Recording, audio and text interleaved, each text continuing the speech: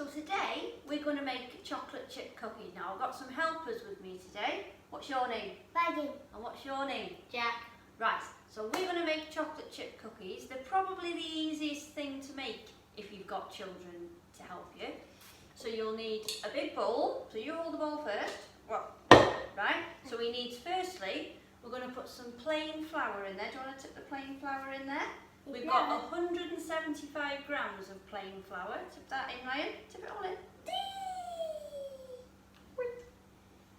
And then, that one over there, and then we've got 55 grams of caster sugar. Pour that in. Put it in.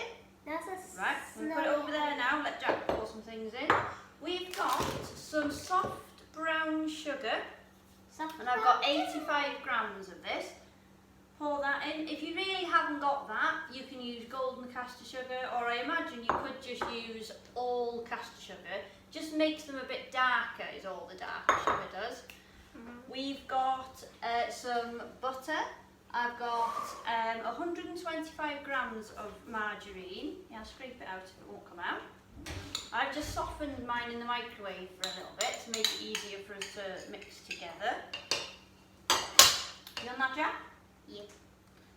Put that over there. You keep hold of that spoon.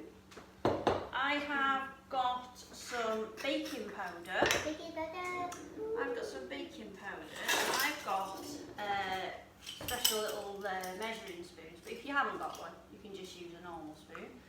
We need a teaspoon of baking powder, and then we also need a teaspoon of vanilla. Oh. Put that in there. Oh my god. That's drinking. Yeah. And now I've got an egg. Egg. So put that in there.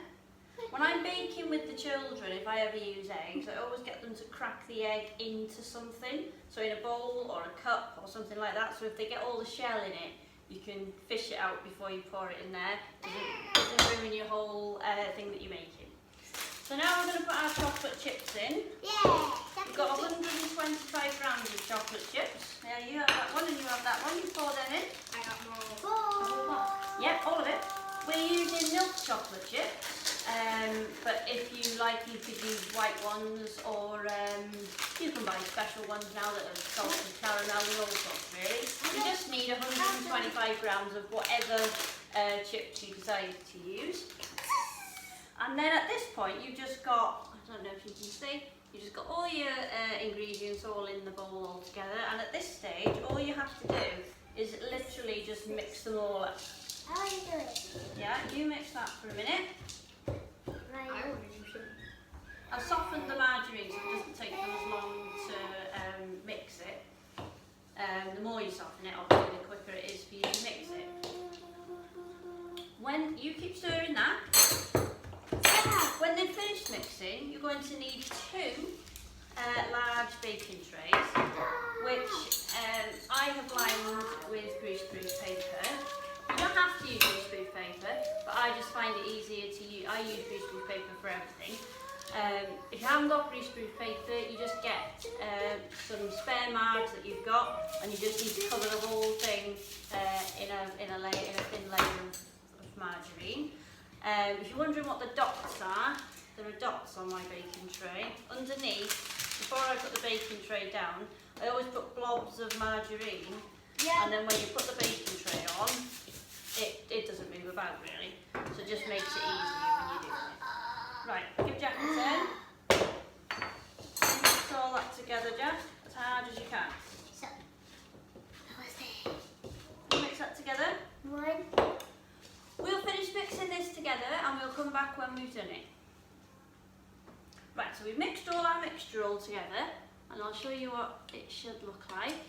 It's quite a stiff mixture really, not like when you make a cake, it's much stiffer than that.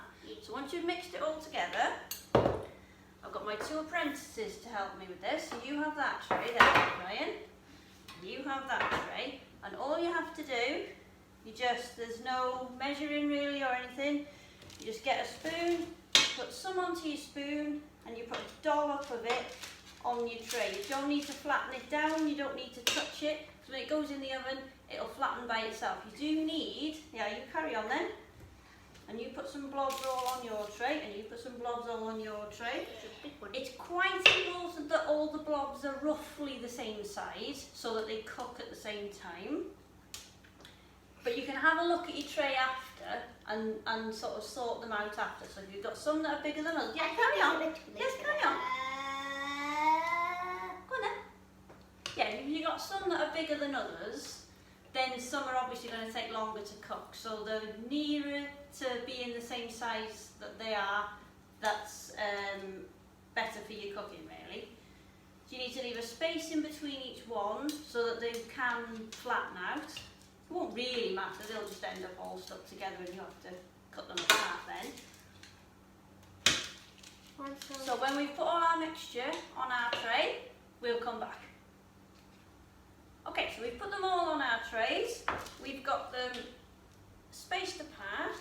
They're all roughly the same size, and I say roughly because I have children helping me.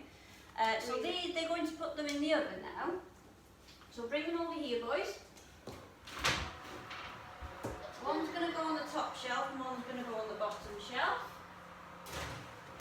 Jack, you do that one. Come on, you don't need them.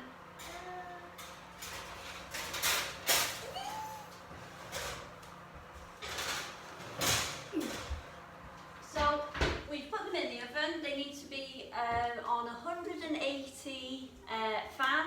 I need to cook them for about 12 minutes. Depending how you like your cookies, soft or crunchy.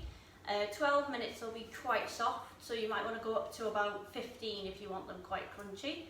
Yeah, so that's how to make chocolate chip cookies with 2 children helping you.